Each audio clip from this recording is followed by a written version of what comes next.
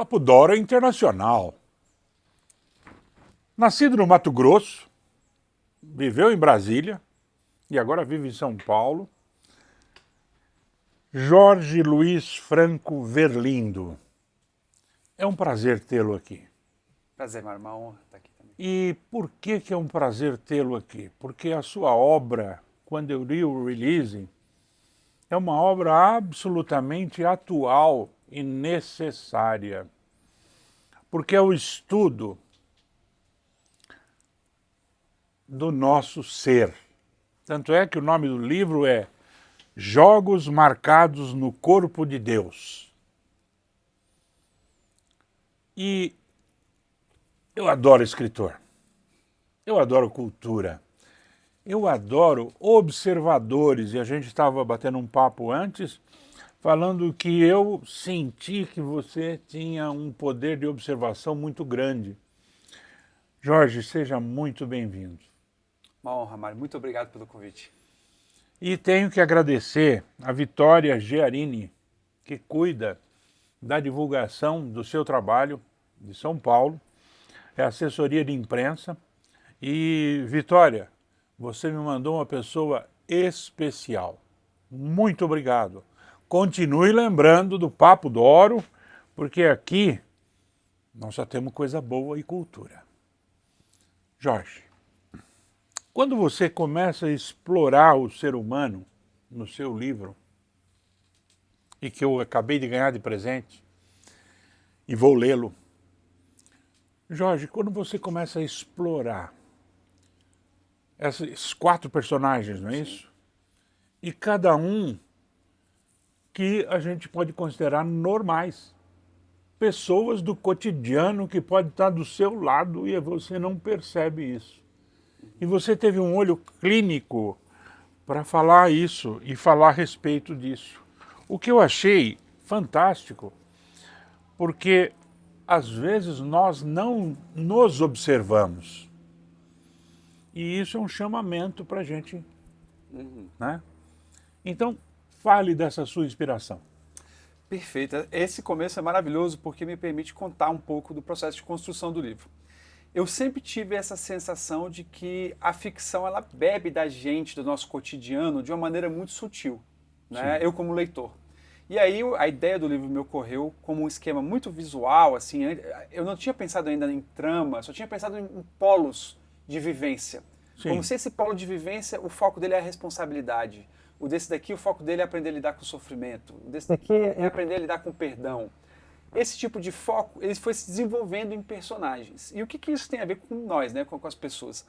Às vezes, nós somos centros gravitacionais de sentido, sem perceber. A gente está circulando com as nossas dores, com os nossos passados, as nossas inclinações, e às vezes isso vai acontecendo de uma maneira muito acidental por falta de introspecção. Esse livro acabou sendo um grande exercício para mim de introspecção e de observação. Perfeito. Eu acho que você pegou bem a questão da observação e também teve essa camada de introspecção, porque nós somos personagens da nossa própria vida. A gente precisa contar histórias pra gente de, aconteceu isso por conta daquilo, ainda bem que aconteceu isso, então que pena que aconteceu isso, porque aí aconteceu aquilo. E até quer justificar o porquê aconteceu. Pronto, a gente precisa dar sentido. Só que chega num dado momento, e é aí que é o recorte do livro, esse momento é o momento onde o sentido começa a nos escapar. E a gente já não sabe o que fazer com o que foi feito da nossa vida, a gente não sabe se a gente está cuidando da vida ou se a vida está endereçando, regendo as coisas. Então o livro ele vai para ele parte dessa observação que você mencionou e começa a apontar para um lugar onde o ser humano precisa ser capaz de se investigar e descobrir o que está acontecendo aí com o sentido da vida. Ou seja, introspectar. Perfeito. As pessoas precisam sempre, e eu faço esse exercício de introspecção, analisando a minha vida, a carreira, as coisas que eu faço, e aonde eu posso chegar, onde eu não posso chegar, as minhas mágoas, os meus desafios. E esse livro, quando eu comecei a ver esse release, falei, cara, isso aqui é a coisa mais necessária que a gente tem. Isso é maravilhoso ouvir isso. O Aristóteles que falava que uma vida não examinada não vale a pena ser vivida. Não vale a pena ser E vivida. eu acredito muito nisso, assim, foi uma oportunidade de muito exame pessoal. Acho que todo autor ele tem uma investigação dele. Sim. Eu já tinha minha investigação, mas o livro me permitiu investigar com mais vulnerabilidade. Porque eu acho que às vezes quando a gente está, o autor, pode acabar acontecendo ele se colocar numa situação muito superior aos personagens. E isso é uma coisa que eu trabalho durante o livro, né? Uma coisa de especial que tem nesse livro é que esse narrador do livro, ele não é aquela voz sem corpo. Aquele narrador que fala, fulano foi pra lá, voltou. O narrador tá dentro do livro, ele cruza com as personagens. Sim. Às vezes ele não sabe se vai conseguir terminar um capítulo. Sim. Ele discute com um outro personagem o que fazer com tal parte da trama. E eu acho que esse lugar onde a gente é capaz de assumir as nossas vulnerabilidades e fazer troca é um lugar de conexão, é um lugar especial, porque é aí que a gente faz amigos. E eu acho que isso é um território precioso para a literatura.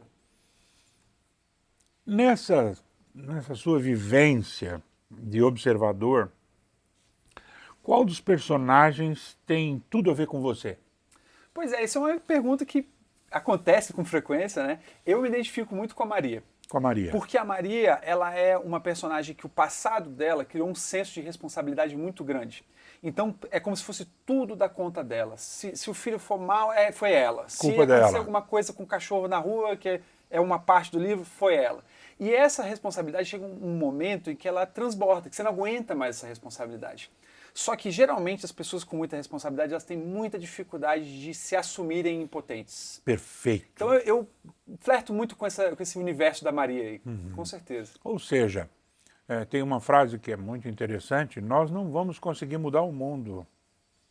Se der para mudar Simples. a gente mesmo, já foi ótimo. Se mudar a gente mesmo, já é excelente.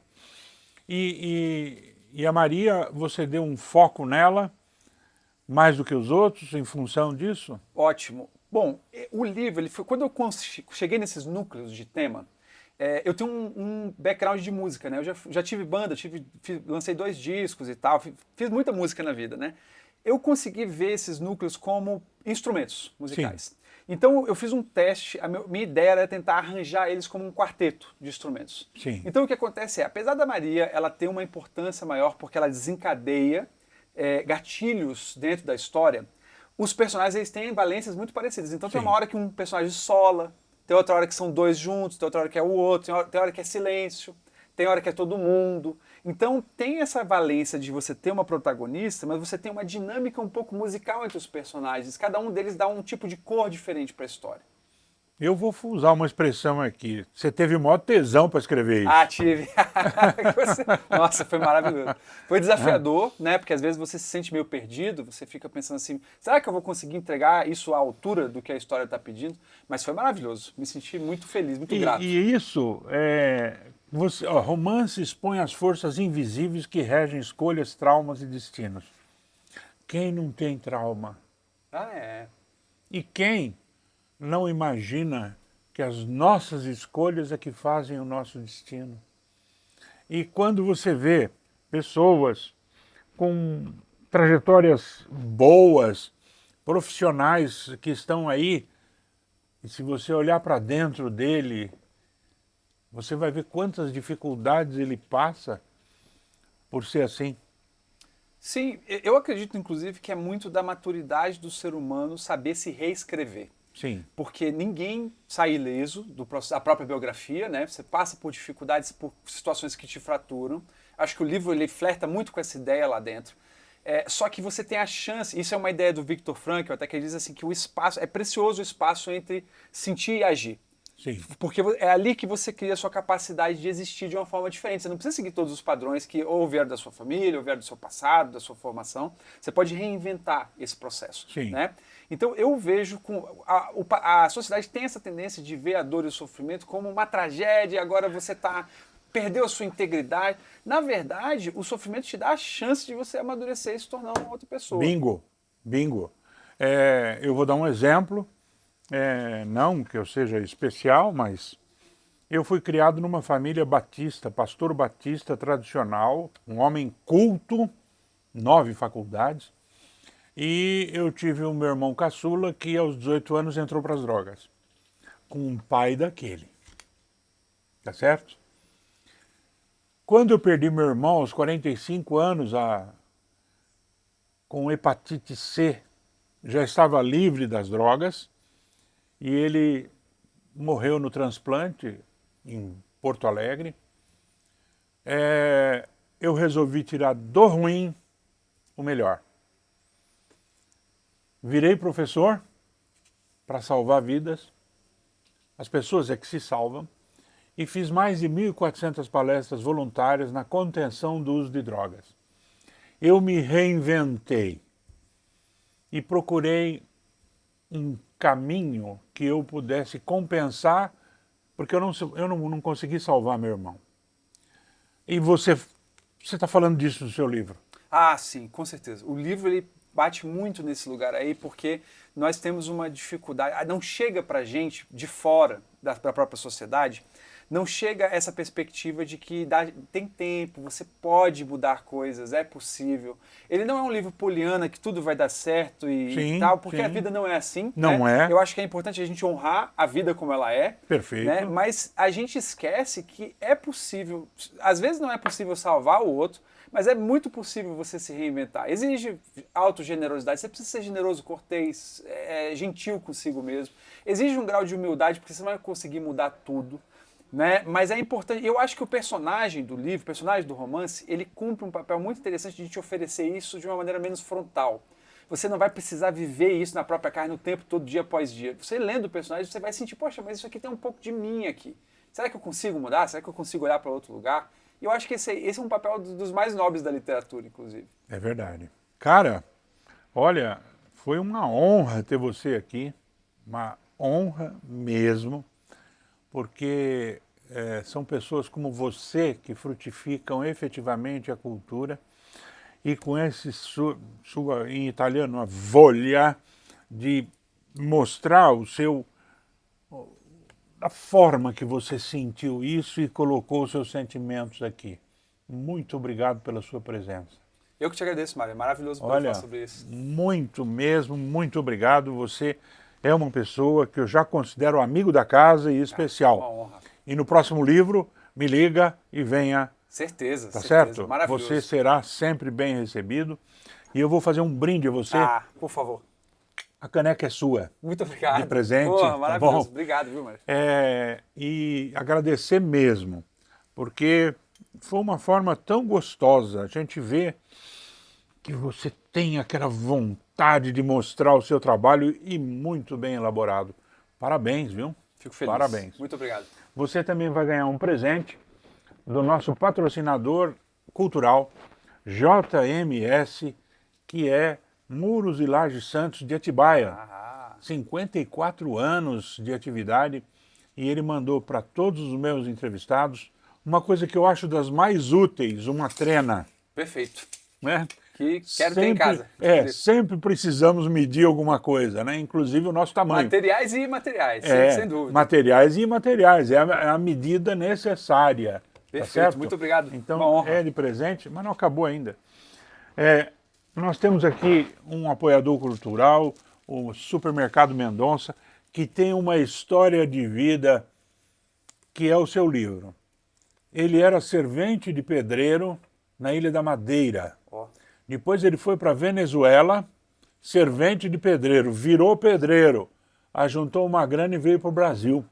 E o primeiro comércio dele foi lá na Vila Maria, na Zona Norte, em São Paulo. E hoje ele é uma potência. E eu tenho a maior honra dele estar sempre ao meu lado, uma pessoa simples, humilde. Então ele mandou para você um panetone. Muito obrigado. Né? Panetone, quem não gosta. Quem é que não gosta? Certo? Mas não é para dividir com ninguém não, tá? Nem com a esposa, não pode? Não. Combinado. Então, depois eu te ensino a forma de comer esse panetone que só você vai comer. Então, é um para você. E Muito você obrigado. gosta de leitura. E você conheceu, né, aqui nos nossos bastidores, o Silvio Dejan, que é um empresário. Ele é técnico de educação física, professor, é um empresário e ele é um poeta. E ele trouxe o lançamento do livro dele e depois, se ele estiver por lá, pede para ele autografar, tá certo? E ele escreveu Não Escreva Poemas. Maravilhoso. E ele tem um sentido para isso. Porque sempre perguntam para ele, você não devia escrever poemas, devia escrever.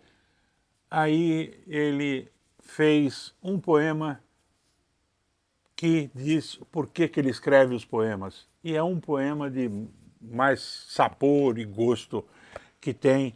Então esse livro é para você. Muito obrigado. E com um detalhe, leia, passe para alguém, sempre, porque livro na prateleira perde valor. O livro doado é uma coisa que tem muito mais valor. E agradecer a sua presença. Muito obrigado, Mário. Uma honra estar aqui. A honra é toda do nosso programa. Viram? Só podia ser Papo d'Oro. Até o próximo programa.